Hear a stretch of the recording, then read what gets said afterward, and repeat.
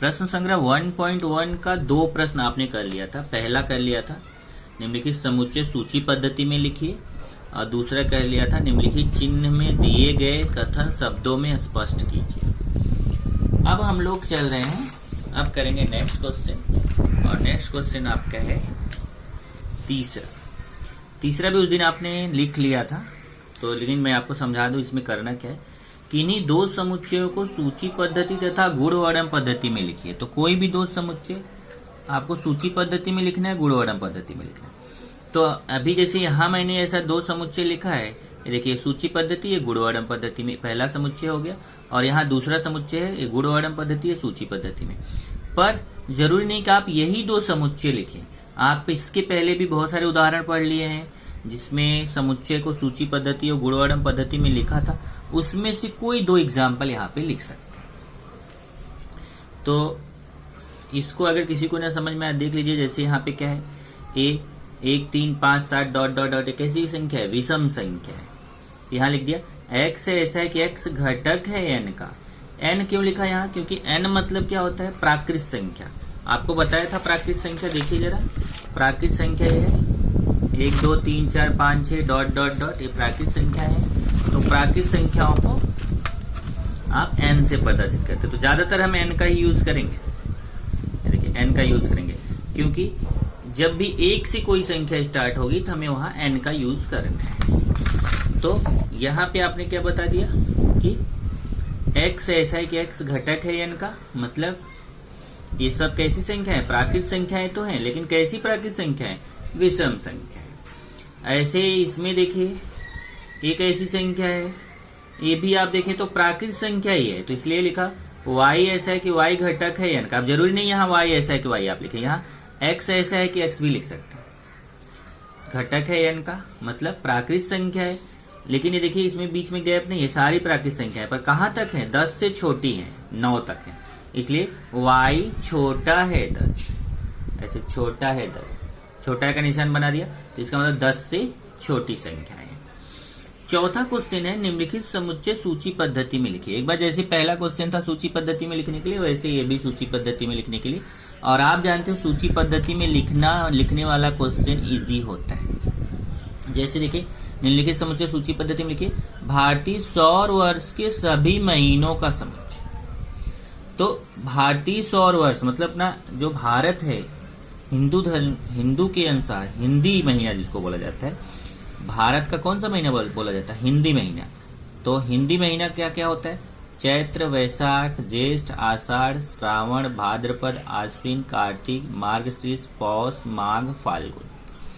तो कुल 12 महीने होते हैं, 1 2 3 4 5 6 7 8 9 10 11 12। ये जो हम लोग ज्यादातर महीना बोलते हैं कौन सा, अंग्रेजी का महीना बोलते हैं, जैसे जनवरी फरवरी मार्च अप्रैल, वो अंग्रेजी का महीना है। अपने हिंदी का महीना ये 12 महीने हैं। ये 12 महीने आपको याद रखना है, कॉमा लगा लगा के लिख देंगे। तो कौन सी पद्धति हो गई, सूची पद्धति। अगला देखेंगे तो अगला क्वेश्चन है कॉम्प्लीमेंट शब्द के अक्षरों का समुच्चय। तो इसके अक्षरों को हमें कॉमा लगा के लिखना है, धन कोष्ठक में लिखना है। हमेशा ध्यान रखिए धन कोष्ठक ही बनाने, धन कोष्ठक में लिखना है कॉमा लगा के, लेकिन जो अक्षर 2 बार है उसको एक ही बार लिखना है। जैसे देखिए C लिखा, फिर O, फिर M, फिर P, फिर L, फिर E, फिर M। देखिए M फिर आ गया, लेकिन मैंने दोबारा M यहाँ नहीं लिखा क्योंकि एक बार M लिख चुके हैं तो दोबारा नहीं लिखेंगे। फिर देखिए E आ गया, तो E एक बार हम लिख चुके थे, देखिए एक बार ही लिखे तो दोबारा ही नहीं लिखेंगे। फिर N, फिर T। तो जो अक्षर देखिए M 2 बार आया तो M को एक ही बार लिखा, E भी 2 बार आया था तो E को एक ही बार लिखा। तो आपको ये अक्षरों को लिखना है, लेकिन एक अक्षर को 2 बार नहीं लिख सकते। मानव की ज्ञानेंद्रियों का समुच्चय। तो मानव की कितनी ज्ञानेंद्रियां होती हैं, 5। क्या क्या होता है, नाक, कान, आंख, जीभ, त्वचा। धन कोष्ठक में कॉमा लगा के लिख दिया, ये सूची पद्धति हो गई, ये भी सूची पद्धति। तो हम लोग सूची पद्धति में लिख रहे हैं। 1 से 20 तक की अभाज्य संख्याओं का समुच्चय। अब अभाज्य संख्याएं कौन सी होती है, ऐसी संख्याएं जो किसी भी दूसरी संख्या से विभाजित नहीं होती हैं, उसे अभाज्य संख्याएं कहते हैं। मैंने आपको अभाज्य संख्याएं बताया था, आपके पास है, ये देखिए अभाज्य संख्याएं 2 3 5 7 11 13 17 19 डॉट डॉट डॉट, मतलब इसके आगे भी रहेगा। लेकिन ये संख्याएं देखेंगे तो ये संख्याएं जो है ना अभाज्य संख्याएं ये किसी भी दूसरी संख्या से विभाजित नहीं होती। और ये ध्यान रखना कि अभाज्य संख्या कहाँ से शुरू होती है, 2 से शुरू होती है। तो ये अभाज्य संख्या है, तो हमने वही लिख दिया यहाँ पे, लेकिन 20 तक केवल। तो देखिए 20 तक मतलब 20 से कम, क्योंकि 20 तो अभाज्य संख्या होती नहीं है। इधर एक भी अभाज्य संख्या नहीं होती, क्योंकि एक के लिए मैंने क्या लिखा है, एक ना तो भाज्य होती है ना अभाज्य होती है। 1 से 20 तक के भाज्य संख्याएं 2, 3, 5, 7, 11, 13, 17, 19। पांचवा है पृथ्वी पर स्थित महाद्वीपों का समुच्चय। अब देखना है पृथ्वी पे कौन कौन से महाद्वीप होते हैं। तो पृथ्वी पर कुल कितने महाद्वीप होते हैं, 7।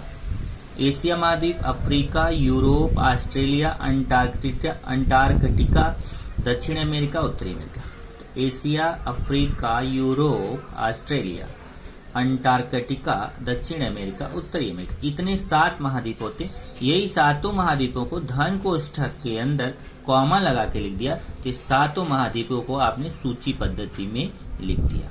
तो धन कोष्ठक लगाना है और कॉमा लगाना है। ओके, ये तो आपने क्वेश्चन नंबर 4 किया, जिसको आपने सूची पद्धति में लिखा। अब जरा अगला क्वेश्चन जो है वो थोड़ा आपको ध्यान देना पड़ेगा, ये थोड़ा आपको कठिन जाता है, और वो है निम्नलिखित समुच्चयों को गुणवर्णन पद्धति में लिखिए। अब गुणवर्णन पद्धति में लिखना थोड़ा कठिन होता है। देखिए ये समुच्चय है, ये सूची पद्धति में लिखा है, इसको हमें गुणवर्णन पद्धति में लिखना है। तो ध्यान से देखिए, तो जैसे 1, 4, 9, 16, 25, 36, 49, 64, 81, 100। तो आंसर डायरेक्ट लिखना है, पर मैं एक स्टेप यहाँ आपको बढ़ा के समझा रहा हूँ, ध्यान से देखना। ये जो 1 है ना, 1 को 1 का स्क्वायर लिख सकते हैं, 4 को 2 का स्क्वायर लिख सकते हैं, 9 को 3 का स्क्वायर लिख सकते हैं, 16 को 4 का स्क्वायर लिख सकते हैं, 25 को 5 का स्क्वायर लिख सकते हैं, 36 को 6 का स्क्वायर, 49 को 7 का स्क्वायर, 64 को 8 का स्क्वायर, 81 को 9 का स्क्वायर और 100 को 10 का स्क्वायर। तो ऐसे आप लिख सकते हो 1, 4, 9, 16, 100 तक। 1 को 1 का स्क्वायर, 4 को 2 का स्क्वायर, 9 को 3 का स्क्वायर, 16 4 का स्क्वायर, 25 5 का स्क्वायर, 36 6 का स्क्वायर, 49 7 का स्क्वायर, 64 8 का स्क्वायर, 81 9 का स्क्वायर, 100 10 का स्क्वायर।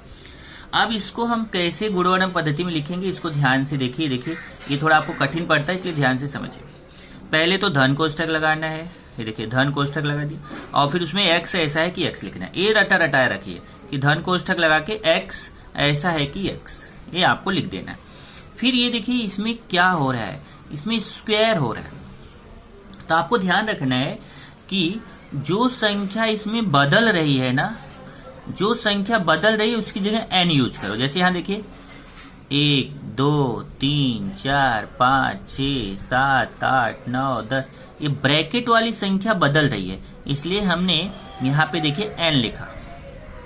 ब्रैकेट में क्या लिखा, यहाँ आप चाहे तो ये ब्रैकेट ऐसे लगा सकते, ऐसे ब्रैकेट लगा दिया, ब्रैकेट में n। तो जो अंदर वाली संख्या, ब्रैकेट के अंदर वाली संख्या, उसको हमने क्या मान लिया, n।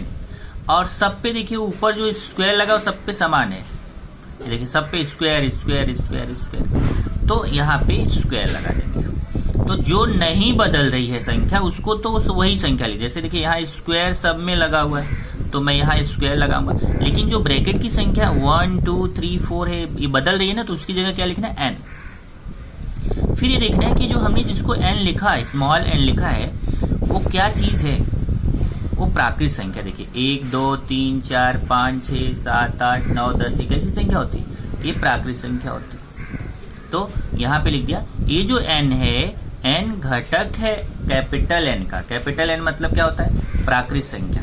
आपको बताया था, देखिए प्राकृत संख्या क्या होती है, कैपिटल N घटक है n का।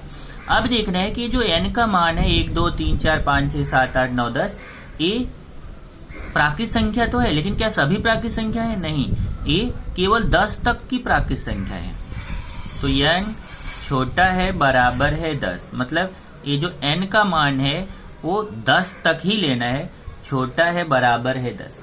अब जैसे मैंने यहाँ n छोटा है बराबर है 10 लिखा, अगर मैं यहाँ n छोटा है 11 लिखूंगा तो भी चलेगा, लेकिन अगर बराबर का चिन्ह ऐसे लगा दिया, छोटा है बराबर, तो मैं केवल 10 लिखूंगा। इसका मतलब 10 या 10 से छोटी संख्या। n छोटा है बराबर 10 का मतलब 10 या 10 से छोटी संख्या। तो इस तरीके से n का मान 10 या 10 से छोटा लेना, तो n का मान 1 2 3 4 5 6 7 8 9 10 लेना, और सब पे स्क्वायर लगा हुआ है, तो देखिए स्क्वायर। सेम ऐसा ही दूसरा क्वेश्चन, दूसरे को भी मैं बढ़ा देता हूं। जैसे देखिए 6 का पहाड़ा है, तो ऐसे आप लिख सकते हो इसको, 6 को 6 गुणे 1, 12 को 6 गुणे 2, 18 को 6 गुणे 3, 24 को 6 गुणे 4, 30 को 6 गुणे 5, 36 को 6 गुणे 6, 42 को 6 गुणे 7, 48 को 6 गुणे 8।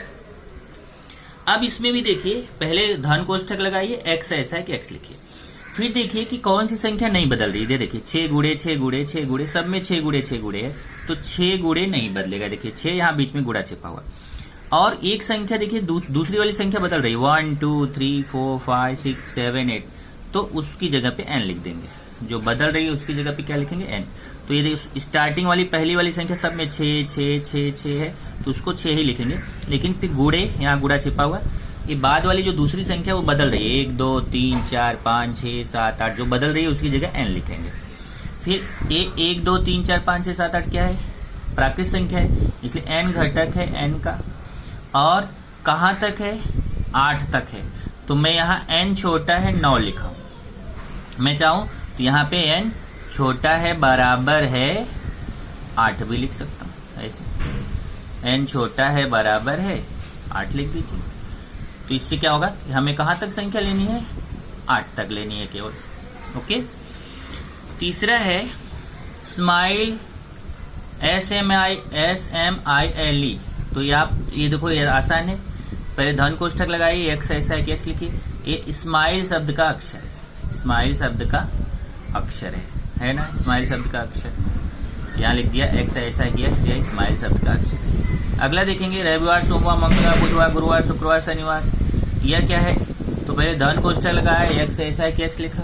ये है क्या चीज, ये सप्ताह का दिन है, तो सप्ताह के दिन है, बराबर। AET, पहले धन कोष्ठक लगाया, x ऐसा है कि x लिखा।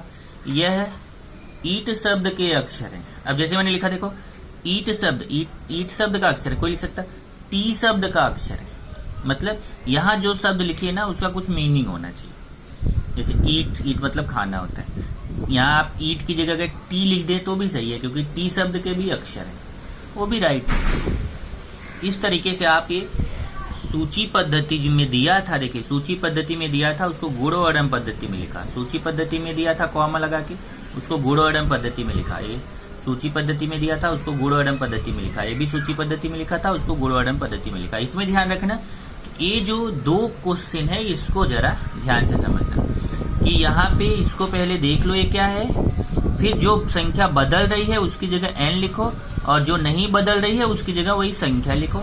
फिर वो घटक किसका है, n का, n मतलब प्राकृत संख्या का, और कहाँ तक है, 10 तक। देखिए 10 तक। इसमें भी जो संख्या 6 6 6 बदल रही, नहीं बदल रही, उसको 6 लिख दिया, लेकिन जो 1 2 3 4 जिसकी जगह बदल रहा है उसकी जगह n लिखा। n किसका घटक है, प्राकृत संख्या n का है, और कहाँ तक है, 8 तक है। ये देखिए यहाँ 8 है। तो ये आपका ध्यान रखना।